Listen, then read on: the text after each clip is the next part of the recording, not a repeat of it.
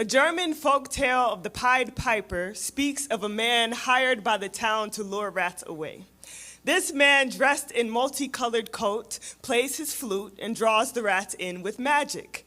The piper is a hero of the people until they decide not to pay. A year later, he returns to the German town and uses his music to lure away the children instead.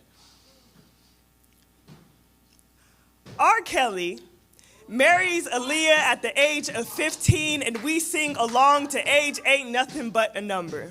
We find out that Aaliyah met R. Kelly at the age of 12, and somehow our opinions of him stay on the upbeat. The children's choir learns the lyrics to I Believe I Can Fly, and a flute plays somewhere in R. Kelly's home. R. Kelly calls himself the Pied Piper of R&B, and we make the excuse before we make the connection. After the first allegation, we thought it takes at least 2 notes to strike a chord. After the second allegation, we gave him 3 Grammys. After the third and fourth allegations, we ignored them simply because we just really like the songs. And all we can think about is the next family reunion. And who better to sing for our electric slide? And how else will we step in the name of love? See, a rap sheet these days isn't worth the price of the playlist at the cookout. In the German folktale, the piper lures the children away while all the adults are distracted in church, most likely singing. R. Kelly tells us he is devoting his life to the Lord, and an angel drowns out the video footage. R. Kelly hands us a hit, we give him back forgiveness. He hands us a 19-minute song, and the melody makes us forget the definition of a predator,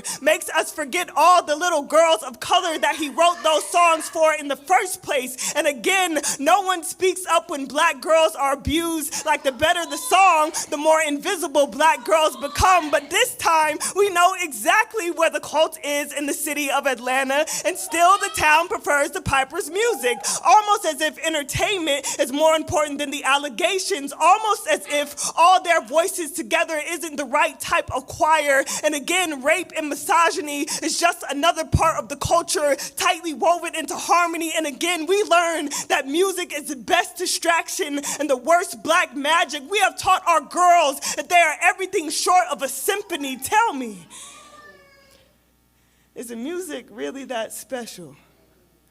When one man's voice can sing over them all, when we can hold a note but can't hold a man accountable, when the piper is realer than any folk tale we know, and we surrender their bodies to pay the price.